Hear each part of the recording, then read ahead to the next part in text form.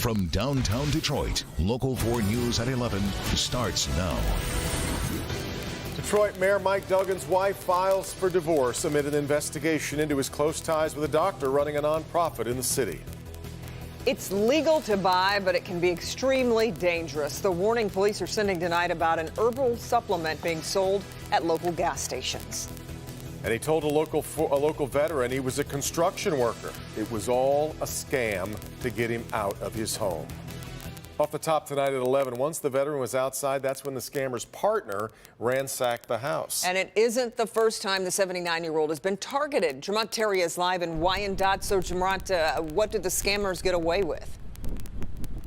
Well, Kimberly, the local Air Force veteran is still taking inventory of everything, if anything, that was stolen from the house. But one thing that can't be replaced, his sense of security in his home of more than 30 years.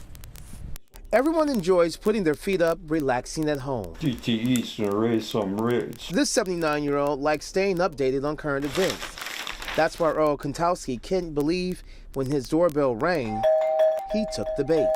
I knew what to do, but I just didn't think of it. On the porch, a fast-talking guy wearing a construction vest and hat. And he was saying, we're going to do some excavating in the back of your house. So Earl allows the man to cut through the house to get to the yard, and he's confident he locked the door. You guys are going which way? We went that way out the side door. Earl escorts the man to the backyard to take a look at the alley. He was saying, well, my boss is going to come around and we're going to talk a little more thoroughly on this. So we were waiting for his boss. His boss was probably inside. Wyandotte police say a second guy came through the unlocked door and ransacked Earl's house looking for anything valuable. After standing outside for 15 minutes, Earl tells the guy he's going back inside. That's when the guy used a two-way radio. And he started talking something, and he said, okay, let's go. By the time Earl gets inside, he discovers broken doors and items thrown around. I didn't see what kind of vehicle he was in. Police and Earl believe this was the second scam to this veteran in a week.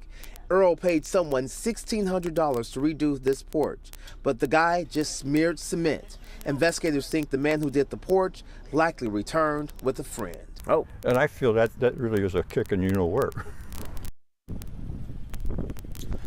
No, Wyandotte police tonight advising everyone, but especially seniors, to never open your door or allow anyone inside your home claiming to be a utility worker, city worker, or in this case, a construction crew without showing any proper ID. Remember, you can also call a number to verify that as well, something Earl said he knew, but he wished he should have just went with his gut, but he forgot about it. Reporting live in Wyandotte tonight, Jamont Terry, Local 4. All right, Jamont. Detroit Mayor Duggan and his wife Lori have decided to divorce. The filing comes just weeks after the Inspector General's office launched an investigation into Duggan's close ties to a doctor running a nonprofit in the city. Questions about the mayor's personal life first surfaced late last year. A Detroit businessman tied up in a legal dispute with the city hired a private investigator to follow Mayor Duggan.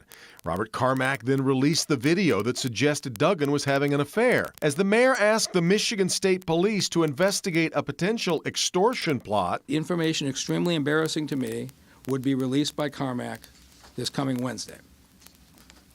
With the implication of that threat, we immediately reached out to law enforcement. The mayor and his wife Lori released a statement expressing a commitment to and pride in their 32-year marriage. This is a terrible situation.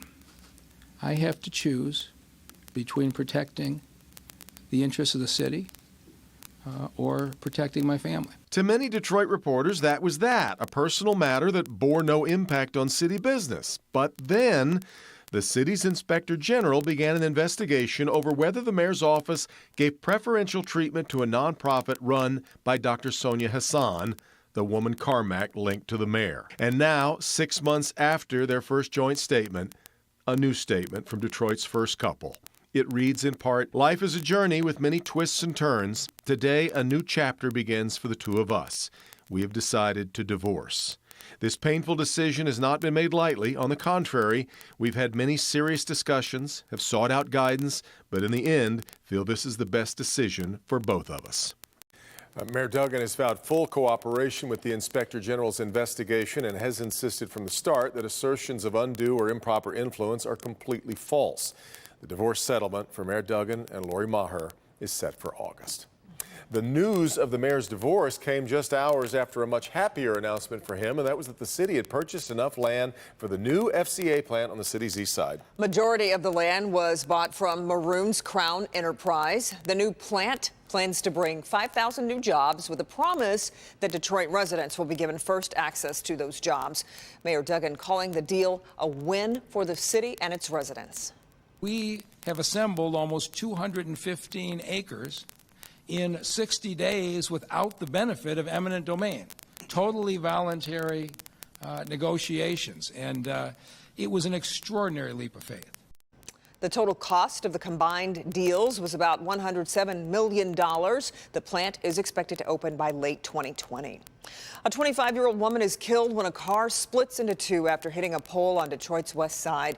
Police say the woman was speeding on 7 Mile between Telegraph and Losser when she lost control of her car, causing it to slam into the pole. She was rushed to the hospital where she later died. Police are now trying to determine what led up to the crash. The cleanup only beginning in Wayne County as thousands of people were very welcoming of the drier conditions today. The county is under a state of emergency. An estimated 3,000 homes damaged by this week's flooding. Tomorrow morning, there is going to be special trash pickup that will happen in both Lincoln Park and Dearborn Heights. And the Red Cross will be handing out supplies at the Richard A. Young Rec Center in Dearborn Heights. That begins at 10 a.m. It is legal and easily accessible. Go into a gas station and ask for Kratom, and they'll likely have it. It's a mood-altering herb that can have opioid-like effects. Tonight, Troy police want you to know the dangers. Our Mara McDonald is in Troy tonight. So, Mara, what does this stuff look like? Kimberly, it comes in a variety of packaging, whether it's bottles or bags, but when you pull it out, it almost always comes in capsule form and basically looks like any other vitamin. What kratom actually is are leaves from a tropical evergreen tree in Southeast Asia. It's been used in traditional medicine. It's a dangerous substance. It's essentially a drug. It can have mind-altering effects, and depending on how much you take, can have a stimulant and an opioid effect. There are definitely people that I've had in my courtroom that have become addicted to this drug, that have ended up in inpatient rehab because of this drug. So the consequences are real. Which is why Troy police want it out of here. They're asking all the gas stations and smoke shops to voluntarily pull it until they can get some state or federal action. It's similar to what we experienced back with K2 bath salts. They were legal and widely available, and then we learned of the dangers. In addition to asking stores to voluntarily pull this stuff, Troy PD says that it wants to put on some community seminars, especially for parents and teens, maybe at the high school level, so they can be aware of exactly what this stuff does and what parents need to be on the lookout for. We're in Troy. I'm Mara McDonald, Local 4. Okay, Mara, and just because kratom is legal doesn't mean it can't get you into trouble. If police were to stop you for driving impaired, it can be picked up on a toxicology screen. A remorseless felon. That's what federal prosecutors are calling former Detroit Mayor Kwame Kilpatrick after he claimed he received an unfair trial. Kilpatrick alleges the judge presiding over his case showed bias against his lawyer. In the 22-page letter, prosecutors say Kilpatrick's allegations do not justify vacating his sentence nor recusing the judge in the case. A heartwarming event tonight at Fifth Avenue Bar in downtown Royal Oak. Fifth Avenue Royal Oak Gala was held for adults with Down syndrome. Partygoers also received makeovers at the Six Salon in Birmingham before arriving at Fifth Avenue in limousines.